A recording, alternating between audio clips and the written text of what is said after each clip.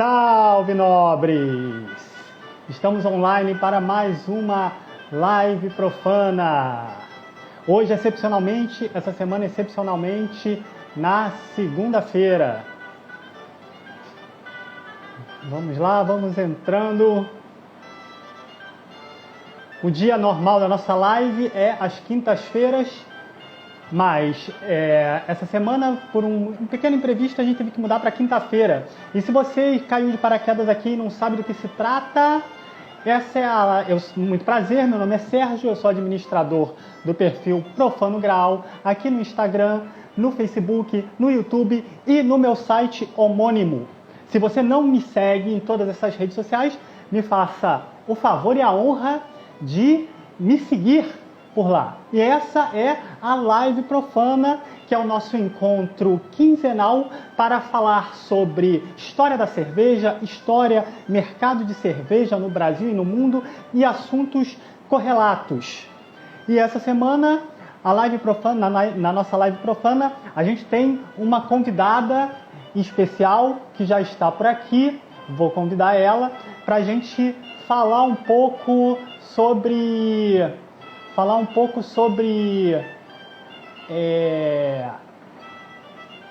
o mercado de cerveja da perspectiva das ciências humanas. Deixa eu ver como é que eu faço aqui para convidar ela. Pequenas dificuldades técnicas aqui, só um momento. Como é que eu faço técnica? Não estou sabendo como convidar a convidada técnica. Já fiz isso antes, agora não me lembro. Se eu sair, eu não consigo voltar. Só um momento. Ah, tá aqui. Já achei. Não. Como convidar a convidada para entrar na live. Não é aqui? Em cima? Não. Não? Onde ela tá? Aqui embaixo. Aí.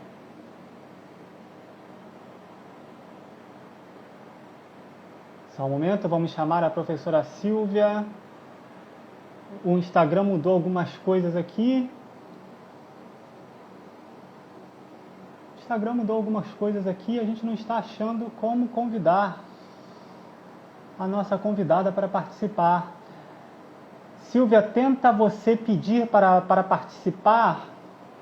Se você tentar pedir para participar, talvez eu consiga te jogar aqui para dentro da live, mas o Instagram mudou aqui o esquema que a gente fazia para convidar. Não. Que engraçado, porque se eu olho aqui, deixa eu ver se apareceu aqui não. Se eu olho aqui, veja, todo mundo eu posso adicionar, ela não. Tá vendo? Ela te segue, você segue ela? Sim. Eu posso convidar todo mundo que está na live, Silvia, eu não sei por que eu não posso convidar. Pede para ela sair e entrar de novo.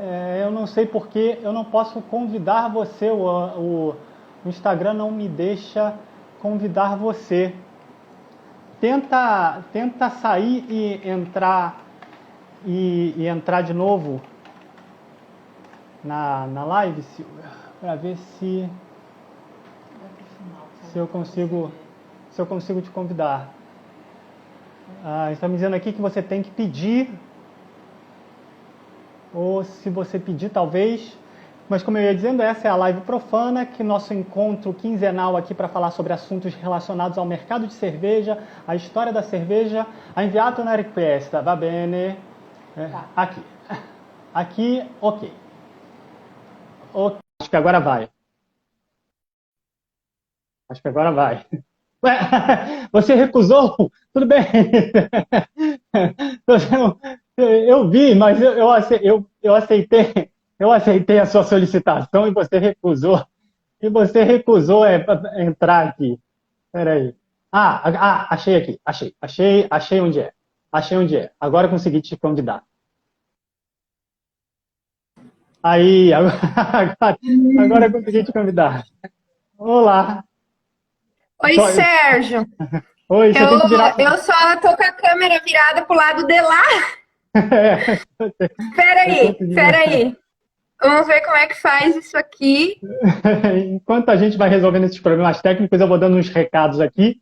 Essa é a segunda temporada da... Essa é a segunda temporada da Live Profana. Na primeira temporada, no ano passado, a gente fez 10 lives. Elas estão salvas aqui no Instagram, se vocês tiverem interesse de assistir. Tem live sobre todos os temas, sempre sobre história da cerveja. Aí... Beleza. Agora sim. Tem lives sobre vários temas, sempre sobre história da cerveja, sobre história. As lives estão salvas aqui no Instagram, estão salvas também lá na minha página na minha página no YouTube, no meu canal no YouTube. Se você não segue o Profano Imperial no YouTube, essa é a hora, chega lá, aperta o botãozinho vermelho, nos segue lá. Lá também tem vídeos sobre vários outros assuntos, sempre sobre história da cerveja. E na live dessa semana, agora superadas... Opa, sua câmera... Opa, vamos lá.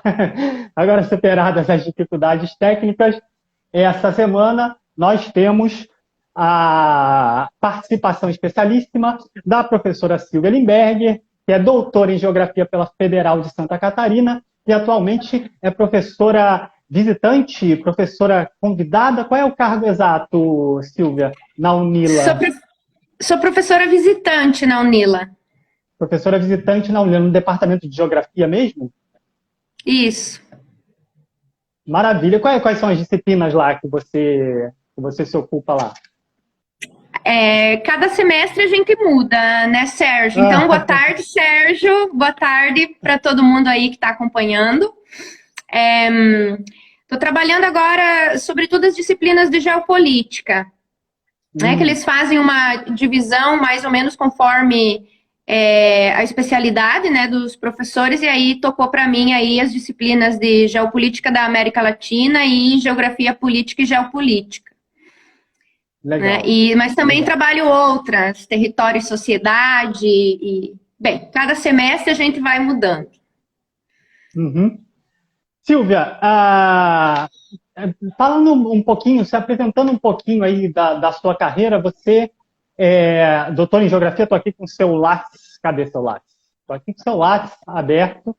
Meu computador hoje resolveu também me boicotar também. Tudo bem, agora ele não quer mais abrir o seu Lattes. Você é doutor em Geografia pela Federal de Santa Catarina, e como é que a geografia encontrou a cerveja? Porque eu vi que no seu mestrado, na sua graduação e no seu mestrado, você trabalhou com outro tema, né? No doutorado, é que você passou para a cerveja. Dá para falar para a gente um pouquinho aí como é que foi esse encontro da geografia com a cerveja? Claro, Sérgio. Então, nós somos de um grupo de estudo de geografia econômica e, em geral, a gente faz estudos setoriais. Então, na minha graduação e no mestrado, eu tive estudando outros setores, né? Setores tradicionais do sudoeste do Paraná, e depois escrevi uma dissertação sobre a indústria de embalagem plástica. Depois eu dei um tempo, estava um pouco enjoada com essa coisa de plástico e já tinha outras pessoas também trabalhando esse tema.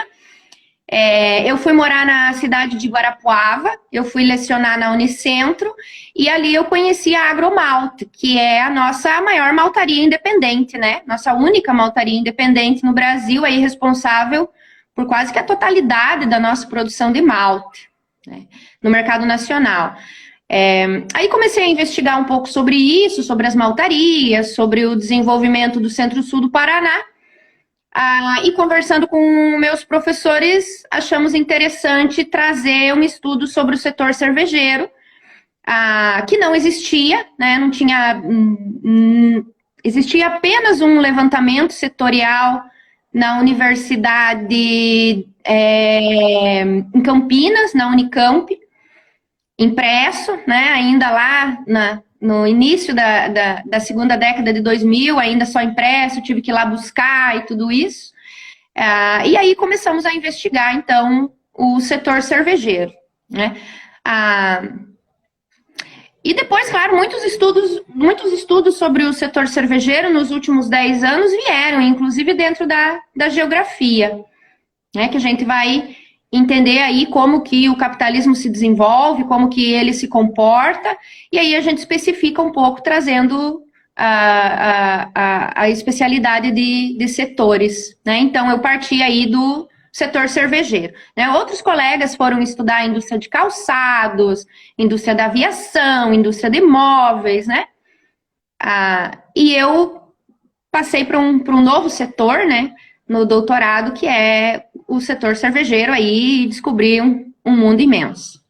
Mas antes da opção profissional, você já tinha alguma relação pessoal com a cerveja? Nada, não. Nem bebia? Não. Além de bebedora, não. Não, não Legal. tinha, realmente foi algo que aconteceu no caminho, eu estava um pouco pensando o que ia fazer no doutorado, não queria mais trabalhar com plástico, e aí surgiu essa oportunidade e foi bem interessante, foi acabando que descobrindo tudo daí para frente. Legal, legal. E aí, em 2016, você defendeu a sua tese que se chama Estudo Geoeconômico do Setor Cervejeiro no Brasil, Estruturas Oligopólicas e Empresas Marginais. A gente pode dizer que é geografia econômica a sua área? Sim. É essa, porque em história é história econômica, não sei se em geografia essa divisão também corresponde, né? Fala um pouco para a gente, então. Eu li a sua tese ao longo desse último mês e depois levantei alguns pontos também para a gente conversar, mas faz uma apresentação aí da gente, quais foram os pontos, então, que você estudou aí na sua tese sobre o setor cervejeiro brasileiro.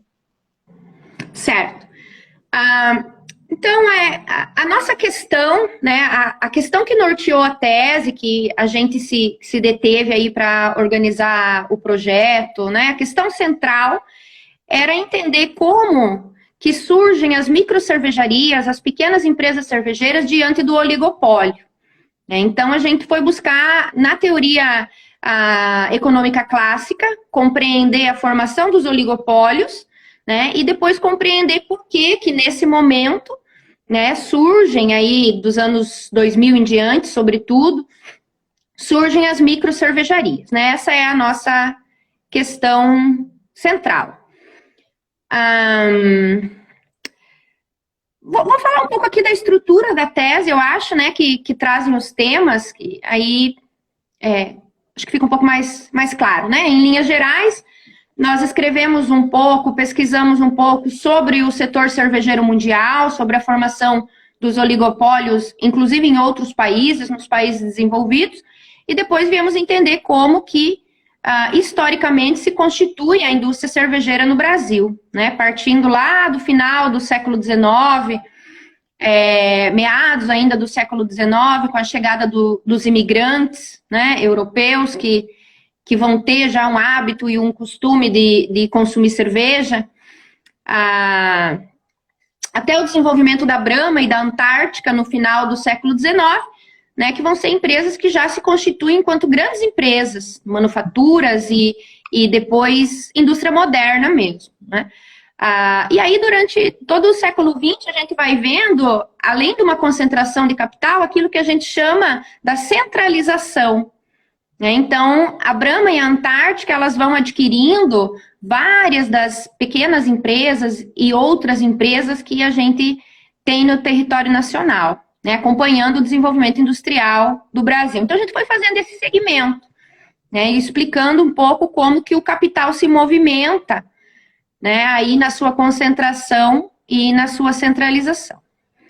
Depois a gente foi tentar fazer um estudo um pouco mais específico, que é o capítulo 3, né, falando sobre as diferenças, né, de uma economia de escala, das grandes empresas, né, e o que são essas microcervejarias, que vêm com um produto completamente diferente dos produtos tradicionais, né, e como que eles se colocam no mercado brasileiro, as suas estratégias de produção, de distribuição, de vendas, né? A gente deixa de falar, né, são empresas que não são empresas de produção em série, né, mas são empresas flexíveis, que agregam valor e que trazem para o mercado brasileiro uma cerveja que não existia, né? A cerveja especial não existia no mercado brasileiro, porque para chegar de importação, né, é muito caro, né, são empresas que elas vencem, elas têm um prazo de validade, Então, o mercado brasileiro ele começa a observar, né, essa chegada aí de cervejas diferenciadas que não existiam. E depois a gente faz um quarto capítulo bem geográfico, falando aí dos fluxos, né? Como que são os fluxos de matéria-prima, de produção, de mercado, né? Que é o último capítulo aí, que quem vai ler a tese vai ver que é a parte apurada, né? Aquilo que tem que terminar, tem que fechar e a gente, né? Foi o último capítulo a ser feito. Né? Então, demonstrando um pouco da geografia, né? Tudo isso é geografia, né? Mas fortalecendo a geografia aí a partir dos fluxos. A nossa conclusão, né? Falando aqui um pouco de considerações, é claro que a gente não chega aí a um fechamento, a uma conclusão final, né?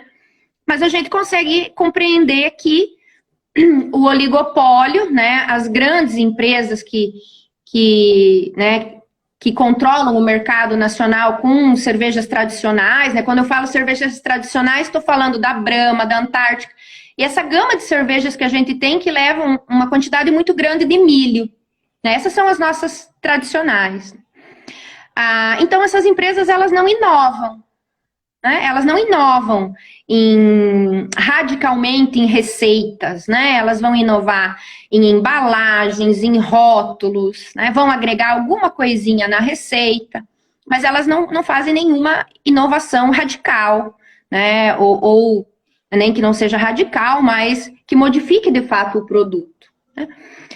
E a impressão que dá é que o mercado brasileiro é carente disso, né? Ele tem a necessidade, as pessoas começam a viajar para a Europa, para os Estados Unidos.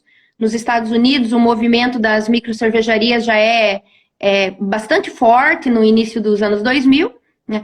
E são essas iniciativas que trazem, né,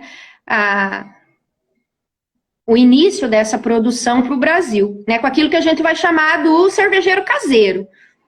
Então, cervejeiro caseiro que vai produzindo lá no quintal de casa, na sua cozinha, depois começa a distribuir, depois percebe que há um mercado consumidor curioso, né, para experimentar essas cervejas, e aí se torna aí, que a gente conhece hoje de microcervejarias, né? Em geral, as microcervejarias, elas vêm desse processo dos cervejeiros caseiros, né?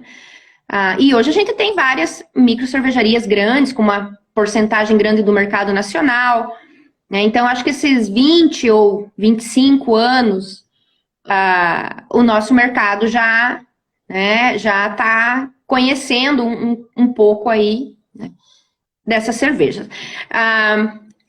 Né? E as empresas que são os oligopólios, né, as grandes empresas, elas vão também entrar nesse mercado, né?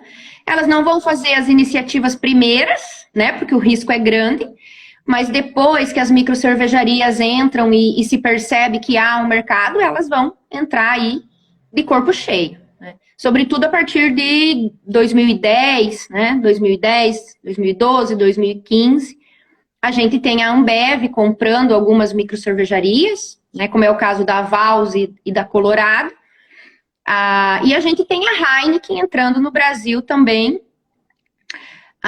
com a cerveja Heineken, que não é especial, né? Aí eu vou chamar aí de outra categoria, mas também trazendo cervejas especiais aí, sobretudo dos Estados Unidos para o Brasil, né? Então, né, as nossas considerações é mais ou menos nesse sentido, né? Dizer, olha só, o oligopólio não tem por que inovar, né, enquanto o mercado é dele, mas quando esse mercado começa a desenvolver, algumas estratégias têm que ser tomadas, né? E aí a teoria clássica, né, que vai nos dizer que a microcervejaria, a pequena empresa, ela só existe enquanto a grande deixa, né? Enquanto a grande não está preocupada com aquele mercado, ou é um mercado ainda que não é tão interessante, né? Mas a tendência histórica do desenvolvimento do capital que a gente vê é a grande empresa adquirindo aí o mercado das pequenas. Legal, Silvia. Desculpa de interromper, mas só para entrar aqui, porque a sua tese traz um negócio que eu acho muito legal, que ela nos traz uma ela nos traz uma explicação, como é que eu vou dizer? Ela nos traz elementos para compreender aquilo que a gente conhece na prática, aquilo que a gente viveu na prática enquanto consumidor de cerveja ao longo da nossa vida, que é ir beber cerveja e encontrar, na maior parte do tempo, um número muito limitado de marcas, um número absolutamente reduzido de estilos, de tipos de cerveja, né? Eu lembro perfeitamente que é muito... Hoje não, hoje isso já mudou, mas enfim, eu lembro perfeitamente quando eu era mais novo, quando a gente encontrava um bar onde tinha chopp escuro, por exemplo, já era algo completamente fora do comum, porque os bares não se davam nem ao trabalho, muitas vezes, de comprar o chopp escuro, só tinha chopp claro para vender. E a sua tese, o seu trabalho, nos traz elementos teóricos para entender, afinal de contas, como é que isso aconteceu, né? Como é que isso se estruturou? Como é que o mercado de cerveja no Brasil ficou tão homogeneizado, né? E agora, com o final da sua fala, eu lembrei de um conceito que você usa, que é o conceito de oligopólio diferenciado, né? Que é esse oligopólio, que, enfim, vou até deixar você falar, explicar melhor para a gente. O que seria, então, esse oligopólio diferenciado? Sim. Quem fala isso é o Mário Poças, né? Outros autores também, mas aí na minha tese eu fui buscar bastante no Poças para entender isso. Né, a gente tem alguns tipos de oligopólio, né? Vou fazer a distinção aqui do oligopólio concentrado, né? E oligopólio diferenciado. O oligopólio diferenciado, geralmente, está muito presente no setor de alimentos e bebidas, né? Sempre que a gente fala em bebidas, a gente tem como ponto de partida o setor de alimentos, porque a dinâmica é semelhante, né? Então, ele é uma formação, né, de empresas que ele não tem uma barreira determinada para a entrada de outras empresas e de outros produtos, né? Diferente da produção de bens muito tradicionais, como, por exemplo, vou dar um exemplo aqui, o oligopólio de farinha, né? Por exemplo. Não tem como eu colocar uma farinha no mercado, né? Eu, enquanto uma pequena empresa, não consigo colocar uma farinha no mercado que vai competir, né, com o oligopólio, porque ela não muda muito, ela não tem diferenciação. O setor de bebidas e de alimentos, ele tem uma diferenciação que a gente perde de vista, é ilimitado, né? Então, por isso que a gente vai chamar de oligopólio diferenciado, né? Ele não vai ter definido na concorrência as barreiras de entrada de novas empresas, né? Então, é possível a qualquer momento surgir empresas, né, que trazem novos tipos de cervejas e que, né, de alguma forma vão poder competir com as cervejas que estão no mercado. Então, acho que é meio que nesse sentido, né? Há um oligopólio, né? Esse oligopólio cervejeiro, ele tem características de concentração, né? Tanto que as cervejarias regionais, né, eu vou chamar de cervejarias regionais, essas que produzem as cervejas mais baratas do mercado para competir com Brahma, com Antártica, né, é muito difícil para elas jogar um produto ali semelhante a Brahma e Antártica para competir com elas, né? Por outro lado, né, o oligopólio diferenciado, né, vai trazer aquilo que a gente chama de agregação de valor ao produto, né? E aí é uma série de experimentos e experimentações e inovações que podem ser feitos, né? A qualquer momento pode aparecer aí no mercado uma cerveja que desponta, né? A gente não tem, as grandes indústrias, elas não têm esse controle, né? Justamente porque é um setor de possibilidades ilimitadas, né? Acho que mais ou menos isso. Sabe o que eu acho interessante? Essa semana eu estou lendo um pouco sobre a história da cerveja em Portugal para começar a escrever alguma coisa nesse respeito.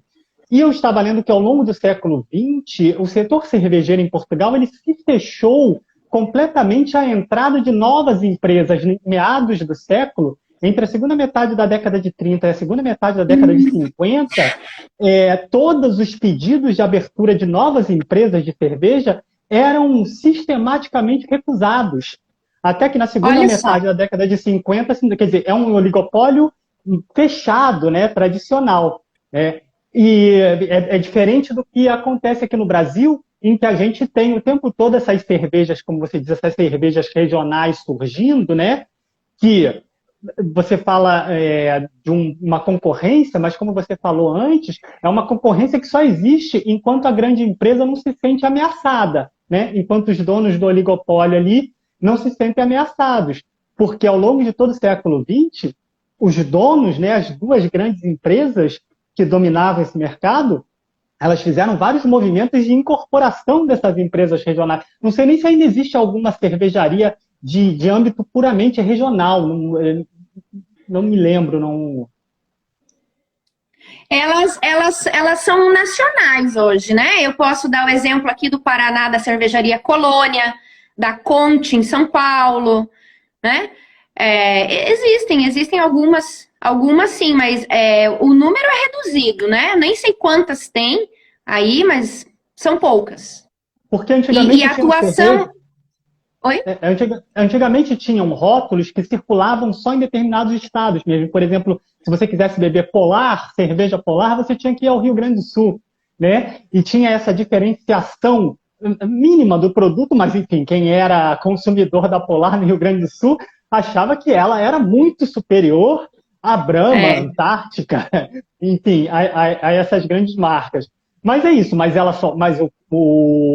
essa concorrência só existe enquanto as grandes marcas permitem, né? E ao longo de todo o século XX, as grandes marcas fizeram um movimento de incorporação dessas empresas. E é um movimento que a gente vê também com relação às microcervejarias, né? Mais recentemente. Sim. Sim. O processo é orgânico do capital, né, Sérgio? É orgânico a concentração, né, da produção a princípio e depois a centralização, as aquisições.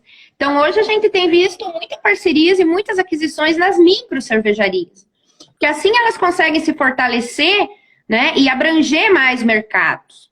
Né, pelo fato de que a microcervejaria vai vender em pequena quantidade, ela tem a necessidade de ter um portfólio com muitos produtos, né? Isso vai reduzir os custos. Então, a gente vê esse movimento nas microcervejarias também. Sim, eu acho que aí a gente já pode fala um pouco mais, né? Você destrincha um pouco mais essa questão no seu capítulo 3, né? Quando você fala nas estratégias, nas próprias estratégias mercadológicas, seja de um setor, seja de outro setor, não é isso? Sim, sim. Eu estava lendo o comentário aqui embaixo do meu amigo Fernando Farias. Ô, Fernando, não tem nada a ver com a água, não. Isso aí é só só lorota. Igual a água de Agudos, né? Sim, sim. Essa diferença, né, Sérgio, você está me pedindo essa diferença da grande com a pequena empresa, né? Essa questão tanto das incorporações das pequenas e das regionais pelas grandes, quanto da união das pequenas entre si, são as estratégias que as próprias cervejarias encontram para se manter no mercado, né? Para se manter mesmo, se manter vivas, né, no mercado. Sim. Porque é uma diferença muito grande na produção, né? Uma grande empresa que vai produzir cerveja tradicional, ela vai conseguir, na mesma estrutura física, produzir as cervejas que pode ser errado, mas eu vou chamar de premium. Eu vou chamar de premium ou de intermediárias. Todas essas cervejas que são mais caras, né? Vamos dizer assim, com melhor qualidade, que não contém milho, né? Que em geral são empresas que são cervejas que são importadas, né? Ou marcas importadas que já são produzidas no Brasil. Né? Então, a grande empresa ela consegue produzir esses dois tipos de cerveja na mesma estrutura física. A microcervejaria, a produção da cerveja especial é outra coisa. Né? Então, demanda um investimento, né? Por isso que a grande empresa vai demorar muito tempo para fazer isso. Né? Mas, enfim, não só a empresa é diferente, a produção é diferente, como o mercado consumidor é diferente. Né? Então, A grande empresa, a Ambev, por exemplo, ela vai ter contratos exclusivos, né, de venda dos seus produtos para os bares, para os restaurantes, para os supermercados, né, sobretudo para o varejo. A microcervejaria, ela não vai encontrar esse canal de distribuição, né? Ela não vai, em geral, conseguir colocar o seu produto no varejo tradicional, né, que são os supermercados, né, enfim, essas lojas grandes.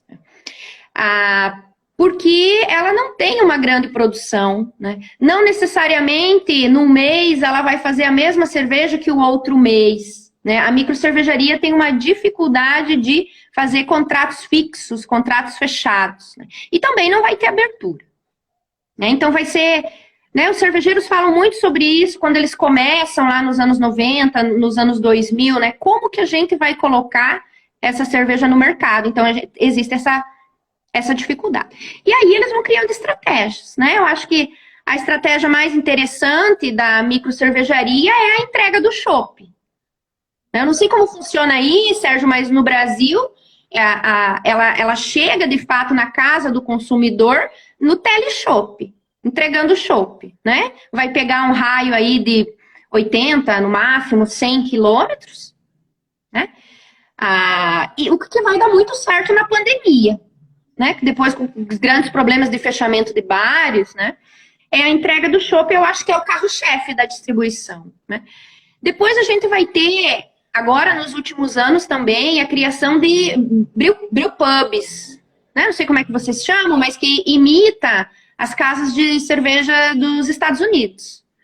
Então a gente já tem, no Rio de Janeiro, no Rio Grande do Sul, uma legislação, né? Para que essas cervejarias possam se colocar nas áreas de movimento de população para produzir a sua cerveja e para poder vender, né? Porque não adianta colocar um brewpub lá na área industrial, né? Tem que colocar aqui no centro da cidade.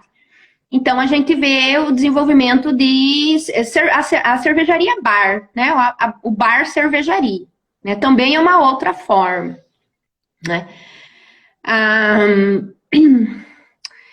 Enquanto que a grande cervejaria vai ter aí o oligopólio também, a gente pode dizer, o controle da distribuição do varejo, né, das grandes casas, dos restaurantes, né? Inclusive por meio de contratos de exclusividades altamente criticáveis, né? A gente estava ouvindo, a gente viu essa semana a questão lá da Heineken reclamando da Ambev para o CAD fazer uma investigação em cima da Ambev, quer dizer, o sujo falando do mal lavado, né? Mas eles usam estratégias, inclusive, que eles mesmos reconhecem como desleais, né? Nessa concorrência, né? E a guerra entre Ambev e Heineken é poderosa, né? Porque a Ambev, eu fiz uma análise dos relatórios da Ambev, fui trazendo dados, e a Ambev ela já vem perdendo o mercado desde 2013. Ela vem perdendo o mercado desde 2013, e em 2017, a Heineken, que já conhecia o mercado brasileiro a partir da Kaiser, né? A Kaiser, lá nos anos 90, ela vai se colocar com o know-how da Heineken, né? Então, a Heineken já conhecia o mercado, já controlava, no caso, a FEMSA, né? Desde 2010, que vai ser dona da Molson, que vai ser dona da Kaiser, né? E em 2017 ela vai adquirir a Kirin Brasil, que é a nossa antiga Skin Cariol. Então, a Heineken, ela vem com tudo. E a cerveja Heineken, que daí eu vou chamar, né, de cerveja intermediária, cerveja premium, ela chega no Brasil e, se você pegar os dados de importações de cerveja, logo que a Heineken chega no Brasil, ali 2016, 2017, a maior quantidade vinha da Holanda, né? Porque eles vão despejar cerveja Heineken no Brasil. Agora, no ano passado, já começaram a produzir a Heineken no Brasil, né? Então, ela é uma ameaça. Parece que no final de 2021, a Heineken terminou uma fábrica aí, Jaguariúna, São Paulo, Sudeste, não lembro direito. e já está produzindo a Heineken no Brasil, né? Agora, se ela não produz no Brasil, ela está trazendo do México, né? Porque da Holanda está muito longe. Então, e o Brasil é o maior mercado da Heineken no mundo hoje, né? 11% do total das vendas do grupo. E a Ambev vai ficar debilitada, porque ela não tem uma cerveja para concorrer com a Heineken. A Heineken chega, né? Ela é uma cerveja superior à Brahma, Antártica, Skol, e vai bater de frente com a Budweiser. Né? Vai ser a principal concorrente da Budweiser, da Stella Artois. Então, eu acho que a Ambev se complicou um pouco aí com a entrada muito forte da concorrência da Heineken. Né? Mas por isso também eu acho que a Ambev começou a lançar umas cervejas puro malte, né? Com todas as pilhas de aspas. A Ambev começou a apostar muito forte na propaganda, no marketing da cerveja puro malte. Né? Passaram todo o século XX sem se importar com isso, né? Vendendo Sim. cerveja para a gente com todo tipo de adjunto, levando ao limite aqueles 45% que a legislação permite de uso de extrato de malte, de extrato de lúpulo, de adjuntos, de cereais não malteados. Mas aí, de uma hora para outra, ela resolveu fazer a propaganda agressiva do puro malte como um sinal de qualidade. Né? Eu acho que é justamente por isso, né? Para bater de frente e encontrar algum produto que consiga disputar na mesma faixa do mercado com a Heineken, não? Sim, eu acho que sim. Eu acho que ela está se debatendo nisso aí, porque eu não sei, Sérgio, eu acho que o lucro, né, por exemplo, da Ambev, lá da Colorado, da Vals, né, que são as especiais, é muito pequeno comparado com as cervejas de escala, né? Então, tanto a tradicional quanto a premium entra na escala. Me parece que o investimento grosso mesmo, né, é nas cervejas de escala, né? E talvez ela tenha comprado a Vals e a Colorado, né, tanto que ela vai mudar, né? A Ambev estava construindo um centro de pesquisa em São Paulo, depois ela resolveu adquirir a Vals, né, e transferiu para a Vals esse centro, né? Então, o centro de pesquisas em cerveja da Ambev hoje é lá na Vals. Né? Mas acho que por conta da nossa distribuição de renda, né, é uma questão importante aí que faz com que não é todo mundo que vai consumir uma cerveja especial. Né? A produção em pequena escala. Uma empresa do tamanho de uma Ambev, ela tem que atuar em todas as faixas do mercado, né? Ela não... Todas, ela vai atuar em todas as faixas, né? Inclusive, ela vai distribuir, além de cervejas, refrigerantes, uísques, né? Outro dia ali que a Heineken criou agora o primeiro uísque com base na cevada. Né? Então, elas também investigam outros tipos de bebidas alcoólicas ou não alcoólicas, né? O que é mais lucrativo, elas embarcam.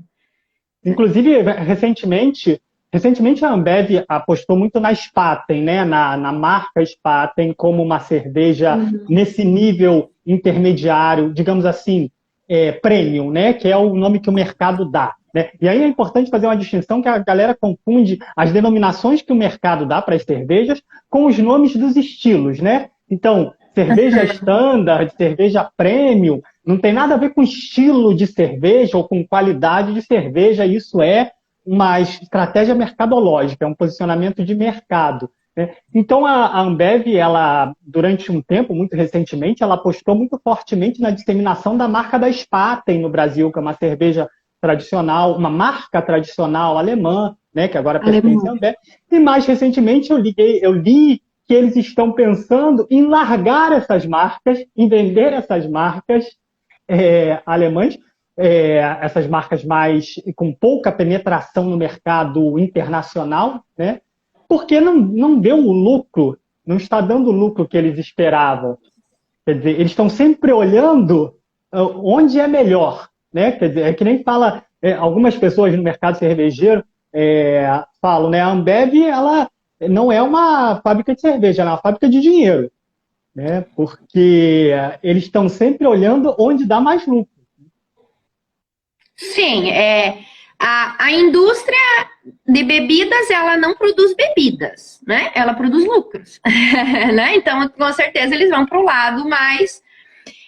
o que eu tenho percebido, Sérgio, agora falando de mercado, né? Mais o que eu tenho visto, parece uma invasão das cervejas estrangeiras nas nossas prateleiras. Uma invasão, né? Nós não criamos essas cervejas intermediárias, nós não temos essas cervejas. Elas vêm todas de outros países, né? Com empresas multinacionais, e me parece que elas vão ir tomando aí um pouco do mercado das nossas cervejas mais tradicionais, Brahma, Antártica, Skol, né? Me parece uma invasão mesmo, assim, da chegada de cervejas importadas. Mas eu acho também, Sérgio, que depende muito de como que a nossa economia vai andar, de como que a nossa distribuição de renda vai andar, né? Então, pode ser que sim, que eles vão ir tirando de linha muitas dessas cervejas que são vendidas em pequena quantidade, não vale a pena, né? E aí investir nas cervejas que realmente vão tomar aí o paladar do povo brasileiro. É uma invasão, mas é uma invasão controlada pelo mesmo oligopólio, né? É uma invasão que dá uma falsa sensação de diversidade, de escolha, uma falsa sensação de competitividade no mercado, mas que, ao fim e ao cabo, essa oferta está submetida sempre ao mesmo oligopólio, né? Que domina o mercado de cerveja no Brasil desde pelo menos meados do século XX, né? Sim, sim. Sim, é isso, né? É uma concorrência entre os grandes grupos, né? A gente coloca a Bembev, a gente coloca a Heineken, e a gente traz a Petrópolis também, né? Que é uma cervejaria nacional. Hoje é a nossa única grande cervejaria nacional. A Petrópolis, ela tem 15% do mercado. Ela vai comprar a Teresópolis, que é uma cerveja especial, né? Lá na Teresópolis, ela está fazendo as especiais, né? A Black Princess e essas cervejas, né? Mas é uma concorrência entre elas, né? Elas vão, né, as próprias cervejarias do mesmo grupo vão disputar, né, os clientes. E sempre que a Ambev ou a Heineken lança um produto um pouco diferente, o outro grupo vai lá e lança uma também. Então a gente sempre tem um lançamento duplo, triplo, né? E nos seus desenvolvimentos pós-tese, né? Porque você defendeu a tese em 2016, muita coisa de lá para... Em 2016, eu acho que as grandes cervejarias estavam começando a incorporar as cervejarias artesanais, né? A Vals, a Eisenbahn, né? Eu acho que essas compras começaram um pouco antes, em 2015 ou 2000 por aí, mais ou menos, né? Então, após a defesa da sua tese, esse mercado ele já rodou bastante, né? O que você viu assim de desenvolvimento pós-tese que você acha que poderia ser incorporado como continuação da sua pesquisa? Sim, Sérgio. Agora, bem, duas coisas. Agora você falando aí, eu fiquei pensando muito quando eu escrevi a tese. Eu estava pensando muito nessa questão das cervejas premiums, né? Eu acho que esse é um movimento que aconteceu pós 2016, né? Da gente ver as prateleiras dos supermercados encherem de cervejas importadas ou não importadas, produzidas no Brasil, mas de marcas importadas, né? Mas pós-tese, eu fui estudar um pouco sobre o mercado consumidor, né? Entender um pouco o comportamento do mercado consumidor e como que isso vem nos nossos dias. E aí vem pandemia, né? Então, eu vou te dizer assim que eu ainda estou bastante confusa, né? Porque, vamos dizer, 2016... até 2019, talvez ficou muito claro aí essa invasão, né, essa entrada de muitas cervejas diferentes importadas, e de da pandemia para cá, a gente vê, parece-me que um enfraquecimento das nossas microcervejarias, né? Que na tese eu vou trazer as microcervejarias de uma forma muito enaltecida, né? Porque eu estou muito envolvida nas teorias de inovação, né? Então eu vou ver aquilo como o auge da inovação, né? E agora a gente vê, me parece, um enfraquecimento das microcervejarias. E eu gosto de fazer uma divisão das microcervejarias em duas categorias diferentes, né? Aquelas que vão tentar emplacar a sua cerveja no mercado e produzir em escala, né, Sérgio? A gente pode falar disso. Nos Estados Unidos, a Samuel Adams produz cerveja especial em escala, né? Então, a gente tem microcervejarias no Brasil que elas crescem, elas são do Sul, mas elas vão sair do Sul, vão abrir uma fábrica lá no Sudeste, vão sair de Goiás, vão abrir uma fábrica no Sudeste, né? Então, a gente vê algumas microcervejarias que vão por esse lado, e outras que aí sim vêm pelo lado da inovação, né? E de produzir o máximo de tipos, de estilos, né? De receitas de cervejas ali nessa mesma cervejaria que funciona como um laboratório, né? Essas, em geral, vão vender as suas cervejas no próprio estabelecimento, né? Que vão ser cervejas frescas, não filtradas, né? Tudo isso. Então, me parece que existem aqui dois tipos, né? De microcervejarias que poderia trabalhar. Eu não fui trabalhar isso, né? Eu fui trabalhar o mercado consumidor, né? Você viu que uma tese abre aí caminhos para vários lados, né? Mas eu fui indagada na minha banca de defesa da tese, né? Que eu vou falar assim, a microcervejaria, ela atende somente 1% do mercado consumidor brasileiro. E aí a professora Tânia na banca disse assim, Silvia, 1% é muita coisa, né? E aí depois eu fui tentar entender, então, como que é esse consumo, o que que as pessoas pensam, né? Por que que elas consomem, né? Tentar traçar aí um perfil desse mercado consumidor a partir da distribuição de renda. Uhum. Legal, legal. Quer dizer, 1%, fazendo um pouco um contraponto à professora da sua banca, 1% pode ser muita coisa em termos absolutos, mas para a quantidade de cervejarias, de microcervejarias que tem surgido no Brasil, né, porque o aumento ele é exponencial, mesmo durante os anos de pandemia, o 1% não está segurando essa galera, né? Não está segurando a galera no mercado. Mas agora já é 3%, Sérgio. Ah, bom. Agora a expectativa ali, quem fala melhor sobre isso dos dados é o Eduardo Marcusso, né?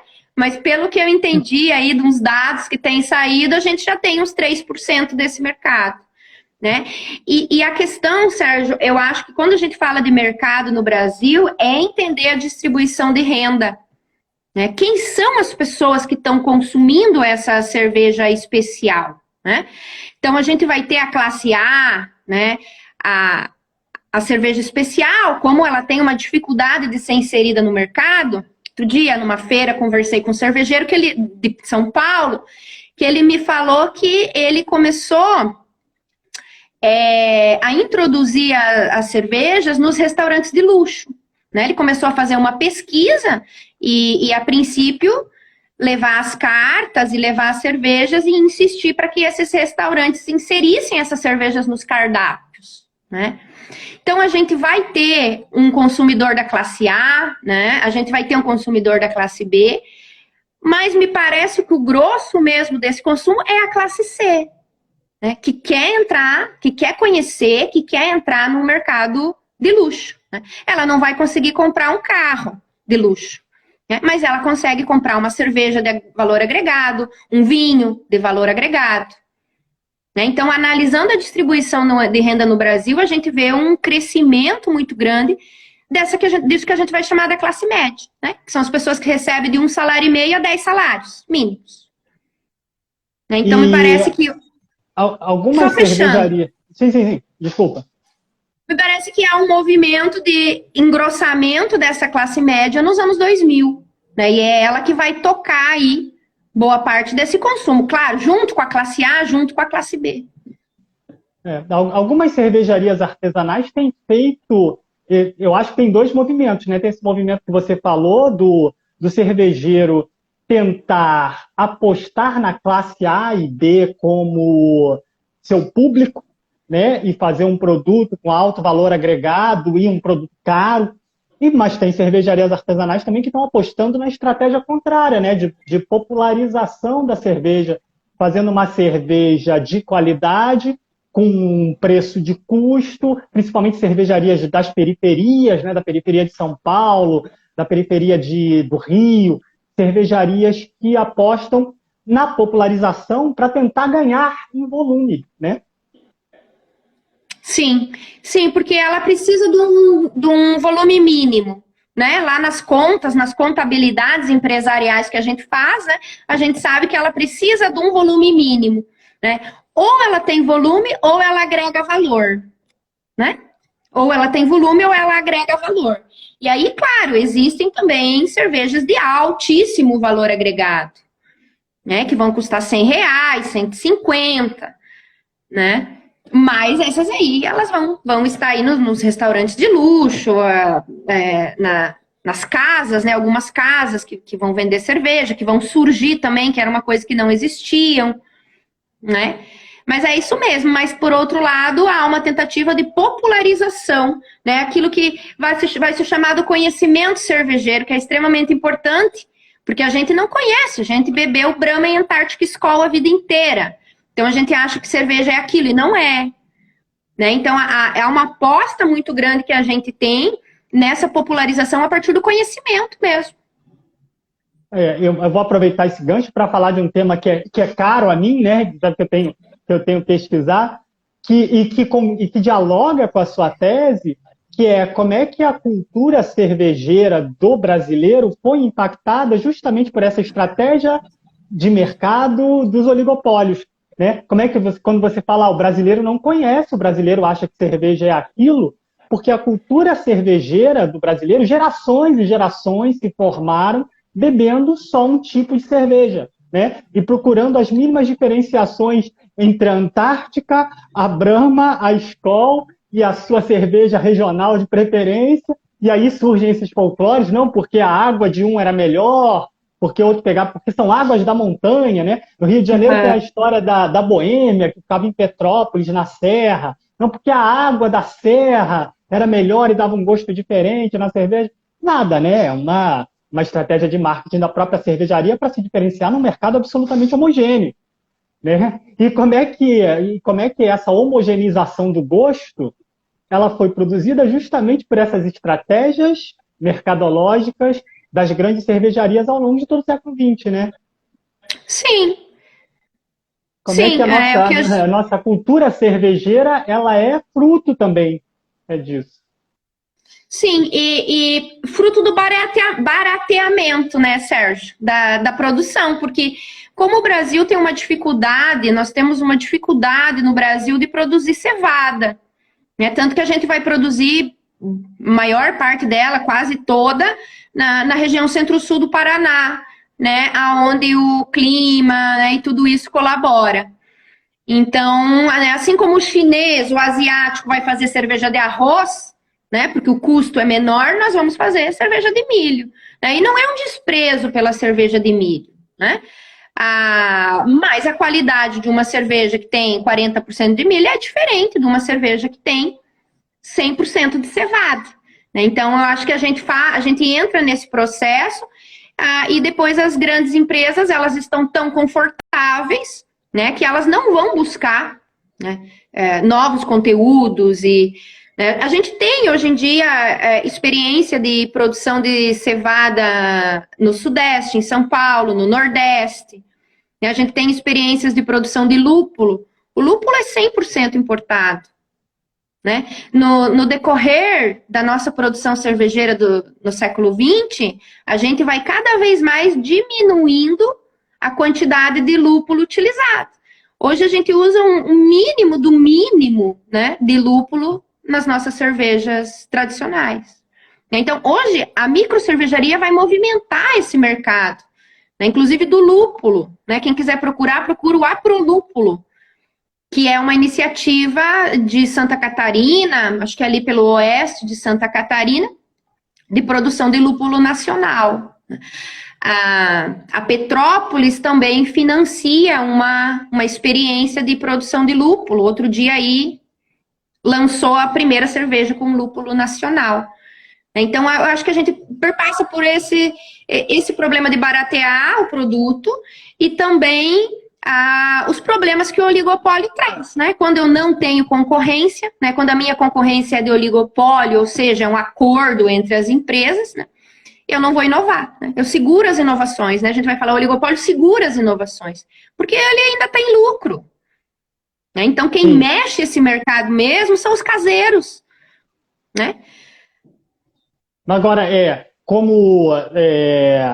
enfim, como fechamento dessa conversa, eu acho que a gente pode também fazer uma perspectiva não muito positiva, né? Que é a ideia, assim, as cervejarias artesanais, elas movimentam, elas trazem inovação para o mercado, elas geram algum tipo de concorrência, mas, voltando lá ao começo da conversa, não é para a gente achar que o capitalismo concorrencial, então, vai vencer o oligopólio, né? E no momento em que a gente tiver uma grande gama de oferta de cervejas artesanais no mercado, tudo virará, né? O mercado mudará, porque foi como você falou no começo, né? A concorrência existe enquanto as grandes cervejarias deixam, né? Exato, exato. A gente não consegue fazer futurologia, né, certo? Saber o que vai acontecer, o que não vai. Mas a tendência é haver uma concentração maior, né? E eu acho que nós estamos mudando os hábitos, né? Falando em cultura, a gente está falando em costumes e em hábitos. Então, eu acho que a gente vem sim mudando hábitos, vem sim tomando outras cervejas, vem sim se abrindo um pouco para isso, né? O que pega é a distribuição de renda. Então, quantas vezes por mês eu posso comprar uma cerveja um pouco mais cara? Né? Que aí é o que eu vou fechar lá no meu trabalho de pós-doc, dizendo, olha só, a diferença de consumo de cervejas especiais entre as classes é a regularidade. Né? É a regularidade. Então, acho que o Brasil, né, a produção de produtos de valor, de incorporação de valor, né, agregados de valor, como é especial, ela vai esbarrar nessa questão, que é a questão da distribuição de renda. Sim. Por isso seria muito importante que as cervejarias artesanais, até mesmo se elas quiserem sobreviver no mercado, que elas apostassem em atingir as classes menos privilegiadas, né? As classes que possam, para que essas próprias classes, perdão, possam consumir mais frequentemente uma cerveja melhor, né? Sim, e aí nós não descartamos a possibilidade do surgimento de uma cerveja que possa vir aí a tomar conta do nosso mercado nacional, né? Que seja uma Pilsen, que seja uma cerveja clara, mas que seja uma cerveja de maior qualidade, né? O oligopólio diferenciado, ele dá pra gente essa possibilidade, né? Mas para isso a gente precisa baratear o nosso custo de matéria-prima, né? Então eu acho que a grande questão aí tá na produção da matéria-prima mesmo no país, né? Claro eu acho que vale... Não, diga lá, desculpa. Esse movimento de internacionalização que vai acontecer no Brasil, né, que a gente diz no Brasil, mas na verdade é no mundo, na América Latina, ela vai dar uma melhorada nisso, né? Porque a Ambev vai adquirir a Quilmes, a Quilcem, por exemplo, na Argentina, vai adquirir a Maltaria Paraguai, no Paraguai, e mais outras maltarias, né? Então, que vai fazer com que a cevada chegue no Brasil num preço um pouco mais confortável, né? Sim. Então, porque tá na América Latina, né? A Ambev faz esse movimento, né? O malte cervejeiro do Sul e do Sudeste, né? É abastecido pelo Brasil, pelo Paraguai e pela Argentina, né? O malte utilizado nas empresas do Norte, mas sobretudo do Nordeste, vem direto da Europa porque é mais perto, né? Mas é uma questão, acho, muito relacionada a isso, a matéria-prima mesmo. Legal. Silvia, a gente já está chegando a 1 hora de conversa. Óbvio que essa Nossa! conversa, óbvio que essa conversa ela é infinita, né? A gente tem papo aí que eu acho que é muito interessante. Eu ia até fazer, vou até estender um pouquinho a conversa para te fazer uma pergunta. Você teve contato direto com os cervejeiros durante a sua pesquisa para o doutorado? E depois, você viu algum impacto do seu trabalho no mercado? Como é que foi a recepção do seu trabalho por quem está dentro, fora da academia, né, dentro do mercado de cerveja? Você conseguiu medir alguma coisa nesse sentido? Eu acho que o maior impacto mesmo é nas instituições. Mas é nas instituições. No caso, né, de um estudo cervejeiro que não existia no Brasil e que né, uma sistematização de um conhecimento cervejeiro, vamos dizer assim, né, uma sistematização do conhecimento cervejeiro que vai dar base para outros estudos. Né? Então, acho que depois do meu estudo saíram muitos, né, e que aí vão utilizar o meu trabalho como uma abertura, né, porque você vai ver que o meu trabalho ele é muito geral, ele é generalizador, a gente não vai discutir nada muito específico ali, né, porque a gente tem que começar do começo, né? Então, eu acho que a importância dele está em trazer uma base para os estudos que saem depois, né? E aí também é essa questão de trabalhar junto com o Eduardo Marcusso lá do MAPA, né? Dele dizer, olha, Silvia, a gente vai fazer um documento para a criação da Câmara Setorial da Cerveja, e ele me convida para escrever com ele, né? Porque ele vai dizer, olha, eu vou ter que ficar te citando aqui, né? Ele vai dizer isso, eu tenho que ficar te citando. Você vem e você escreve com a gente. Então, acho que essa abertura é interessante, né? E quer dizer que o trabalho contribui aí, de fato, para alguma coisa fora, né, da universidade. No meio cervejeiro, a gente não tem muita recepção mesmo. Assim, não há... Né? Porque os cervejeiros eles estão preocupados com as coisas técnicas, né?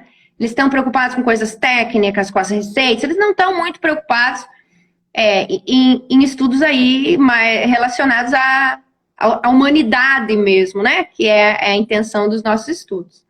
Eu acho que deveriam, né? Deveriam, porque a tese nem tanto, mas os artigos que estão saindo agora, os meus artigos do pós-doc, vão trabalhar mercado consumidor, e ali tem muita pista, assim, não tem muita coisa assim de conclusão, né? Mas tem muita pista sobre o mercado consumidor, né? Então eu acho que talvez eles deveriam ser um pouco mais... Eu não sei como é aí, Sérgio, como é o seu trabalho aí, né? Se tem uma valorização maior, mas os nossos trabalhos aí não tem, né, de fato. Não, eu tô aqui na Itália, mas eu tô ligado ao mercado cervejeiro brasileiro, digamos assim, né? Fazendo nessa luta aqui para que as ciências humanas sejam mais escutadas, né? Porque eu acho que as ciências humanas têm muito o que dizer para o mercado cervejeiro, para além das questões técnicas, enfim, né? Sim. E eu acho que o seu trabalho é uma prova cabal disso. Eu acho que se tem ali vários dados, várias pistas, e você fez um levantamento de dados numéricos, tabelas e tabelas, deve ter dado um trabalho louco para você organizar aquela quantidade de dados, que os cervejeiros poderiam se beneficiar, as empresas, né, poderiam se beneficiar muito justamente para as suas estratégias de colocação no mercado, etc. Aqueles problemas imediatos que eles tentam resolver, né, dioturnamente, cotidianamente. Então, eu fico aqui levantando a bandeira de que, por favor, mercado cervejeiro, ouça o que os profissionais de ciências humanas têm a dizer, né? Porque nós temos algumas coisas, eu acho, nós temos algumas coisas a acrescentar, algumas coisas de úteis a acrescentar a essa discussão, né? Bom, enfim, tem várias outras coisas, essa discussão não acaba mais, né? Mas não vou ficar aqui também tomando seu tempo, né? Porque todos nós ocupadíssimos, seus alunos estão aí dizendo saudades e te saudando, né? Teve uma aqui que falou que você era a musa da... Cadê? Escapou. Maravilhosa, rainha da UFFS. O que é o UFFS? A UFFS é a Universidade Federal da Fronteira Sul. Ela está em vários lugares, mas eu trabalhei em Chapecó. Então, beijo para os alunos de Chape. Silvia, então, brigadão pela sua participação. Eu acho que foi muito legal, assim, o papo.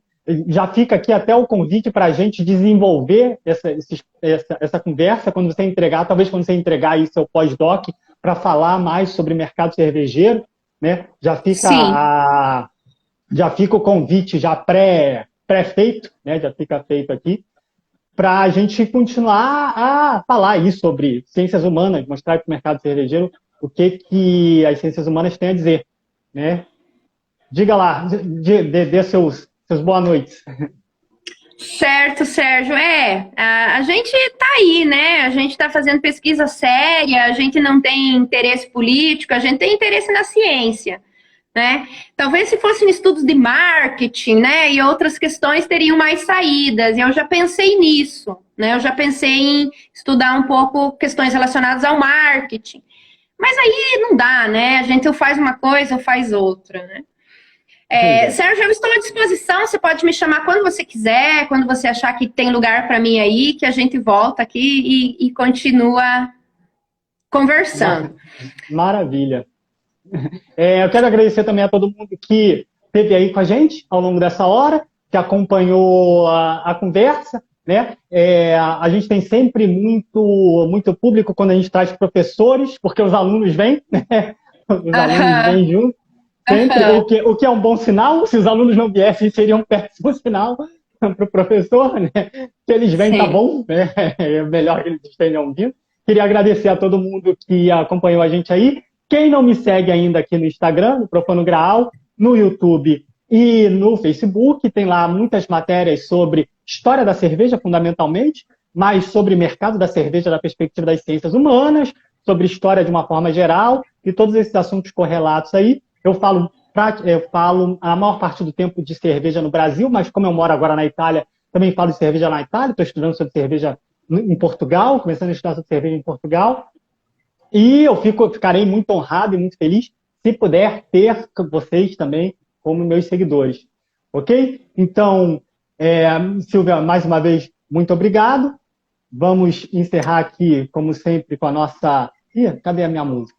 Com a nossa música de abertura. E a gente se vê. Essa live, lembrando, essa live fica salva no Instagram, ela fica salva também no YouTube. Ao longo da semana eu vou fazer alguns cortes, que agora a moda agora é cortes de live. Vou fazer alguns cortes para colocar também no Instagram, para quem não puder, para quem não pôde assistir a live toda. Mas se quiserem, e as outras lives estão salvas aí também no Instagram. No Instagram, se quiserem assistir, tem para todos os gostos. Obrigado, Silvia. A gente vai continuar se falando, né? Boa noite para quem acompanhou aí. E encerramos por aqui. Tchau, tchau. Obrigado. Obrigada, Sérgio, pela oportunidade. Beijo para todo mundo. Tchau, tchau.